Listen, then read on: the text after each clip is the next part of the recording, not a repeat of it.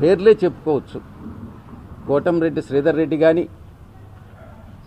వేమిరెడ్డి ప్రభాకర్ రెడ్డి కానీ, ఇంకా చిన్న చిన్న చోటా నాయకులందరూ ఉన్నారు, చెప్పాల్సినటువంటి అవసరం లేదు. రూప్ కుమార్ యాదవ్ అని వీళ్ళందరూ కూడా చోటా మోటా నాయకులందరూ కూడా, వీళ్ళందరూ కూడా ఓటమి భయంతో ఎంత రెచ్చిపోయి మాట్లాడుతున్నారని అంటే,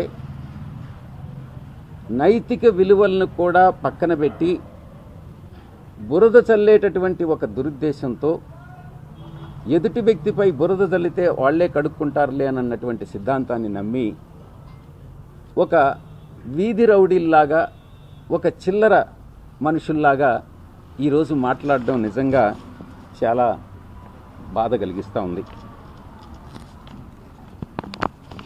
నిరాధారమైనటువంటి నిందారోపణలు, శాపనార్థాలతో వారినందరినీ కూడా పురికొల్పుతున్నటువంటి టీడీపీ నాయకత్వానికి ఓటమి తప్పదు అన్నటువంటి విషయం చాలా స్పష్టంగా తెలుసు.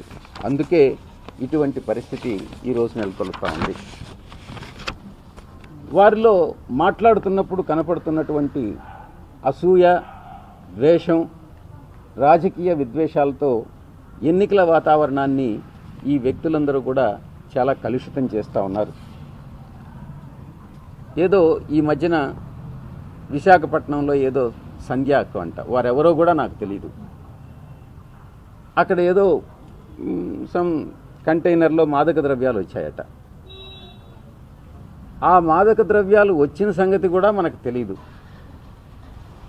ఆ తర్వాత వైఎస్ఆర్ కాంగ్రెస్ పార్టీ మీద, మా నాయకుల మీద, నాపైన, మా నాయకుడి పైన నిందారోపణలు మోపిన తర్వాత ఈ సంగతి ఏంది అని కానీ ఎంక్వైరీ చేస్తే అప్పుడు తెలిసింది. దీంట్లో ఉన్న వెనుకనుండేటటువంటి నడిపించిన వ్యక్తులందరూ కూడా ఏ కంపెనీ పేరుతో అయితే ఈ యొక్క మెటీరియల్ వచ్చిందో వాళ్ళందరూ కూడా చంద్రబాబు సామాజిక వర్గానికి చెందినటువంటి వ్యక్తులు, టీడీపీకి చెందినటువంటి వ్యక్తులు మాత్రమే ఈ యొక్క మాదక ద్రవ్యాల వ్యాపారాన్ని చేస్తున్నారు అన్నటువంటిది. ఎదుటి వ్యక్తి మీద బురద తల్లి నిందలు వేరే వాళ్ళ మీద కానీ వేస్తే మేము తప్పించుకోవచ్చు అన్నటువంటి చంద్రబాబు నాయుడు సిద్ధాంతం ఎవ్వరు కూడా నమ్మరు. మోడీ గారు, బీజేపీ కూడా చంద్రబాబును నమ్మడం లేదు. ఏదో మొక్కుబడిగా ఏదో అలయన్స్ పెట్టుకున్నారే కానీ బీజేపీకి నిజంగా వారి మీద నమ్మకం లేదు. మతతత్వ పార్టీతో కలవాలన్నటువంటి తన తపన చంద్రబాబులో కనపడిందే కానీ బీజేపీలో అది కనపడలేదు అన్నటువంటి విషయం నేను తెలియజేసుకుంటా ఉన్నా. ముఖ్యంగా ఇక్కడ తెలుసుకోవాల్సినటువంటి విషయం, ఆ కంపెనీ ఎవరిది? మాదక ద్రవ్యాలు ఇంపోర్ట్ చేసుకున్నటువంటి కంపెనీ. దాని మీద సిబిఐ ఎంక్వైరీ జరుగుతూ ఉంది. ఎక్కడి నుంచి ఇన్ఫర్మేషన్ వచ్చింది? ఇంటర్పోల్ నుంచి ఇన్ఫర్మేషన్ వచ్చింది. ఇంటర్పోల్ వాళ్ళు మన సిబిఐకి ఇన్ఫర్మేషన్ ఇస్తే, సిబిఐ వాళ్ళు దాన్ని రైడ్ చేస్తే, దాని వెనుక బయటపడినటువంటి వాస్తవం అందరూ కూడా చంద్రబాబు నాయుడు సామాజిక వర్గానికి చెందినటువంటి వాళ్లే. ఆ కంపెనీలన్నీ చంద్రబాబు నాయుడు సామాజిక వర్గానికి చెందిన వాళ్ళ కంపెనీలే అన్నటువంటిది చాలా స్పష్టంగా తెలుస్తూ ఉంది.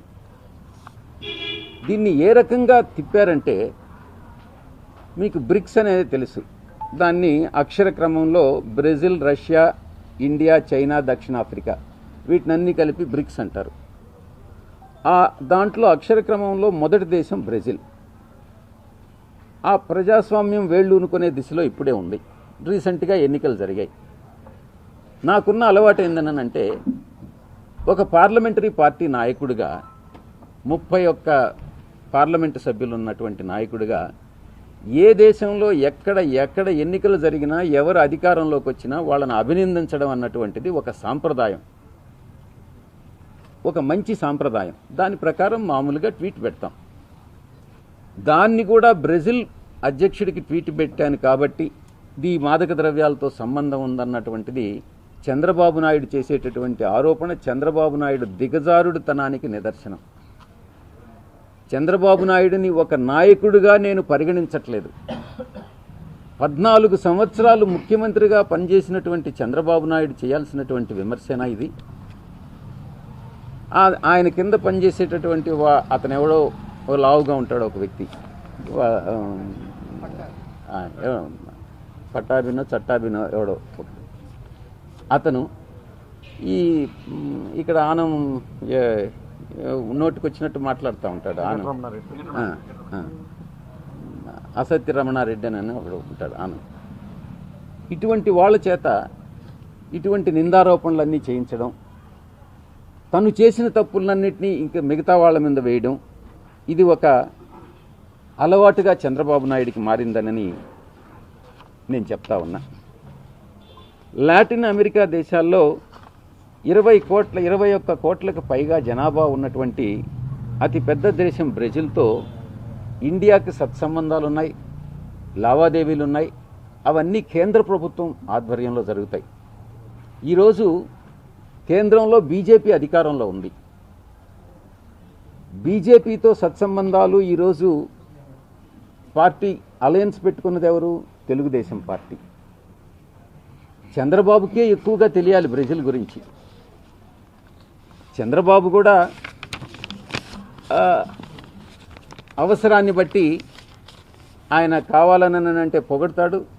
మోడీ గారిని గతంలో తిట్టాడు, ఇప్పుడు మోడీ గారిని ఇప్పుడు పొగుడుతూ ఉన్నాడు.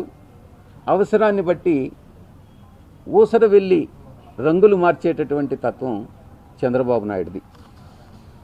ఇది చంద్రబాబు నాయుడు యొక్క నీతి మాలిన చర్య అని చెప్పడంలో నాకు ఎటువంటి సందేహం లేదు.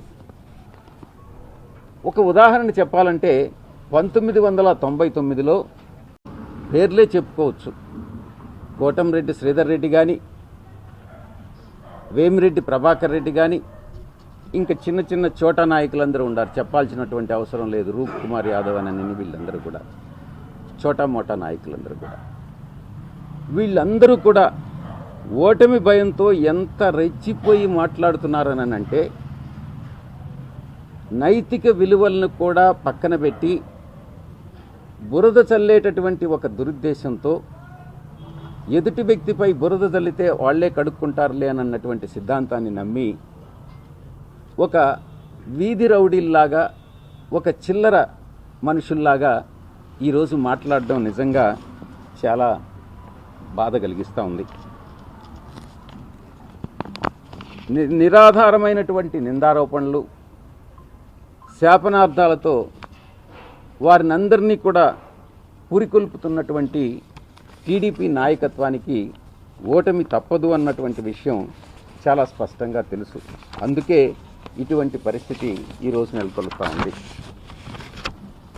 వారిలో మాట్లాడుతున్నప్పుడు కనపడుతున్నటువంటి అసూయ, ద్వేషం, రాజకీయ విద్వేషాలతో ఎన్నికల వాతావరణాన్ని ఈ వ్యక్తులందరూ కూడా చాలా కలుషితం చేస్తూ ఉన్నారు. ఏదో ఈ మధ్యన విశాఖపట్నంలో ఏదో సంధ్య అక్క అంట, వారెవరో కూడా నాకు తెలియదు, అక్కడ ఏదో సమ్ కంటైనర్లో మాదక ద్రవ్యాలు వచ్చాయట. ఆ మాదక ద్రవ్యాలు వచ్చిన సంగతి కూడా మనకు తెలియదు. ఆ తర్వాత వైఎస్ఆర్ కాంగ్రెస్ పార్టీ మీద, మా నాయకుల మీద, నాపైన, మా నాయకుడి పైన నిందారోపణలు మోపిన తర్వాత ఈ సంగతి ఏంది అని కానీ ఎంక్వైరీ చేస్తే అప్పుడు తెలిసింది. దీంట్లో ఉన్న వెనుకనుండేటటువంటి నడిపించిన వ్యక్తులందరూ కూడా ఏ కంపెనీ పేరుతో అయితే ఈ యొక్క మెటీరియల్ వచ్చిందో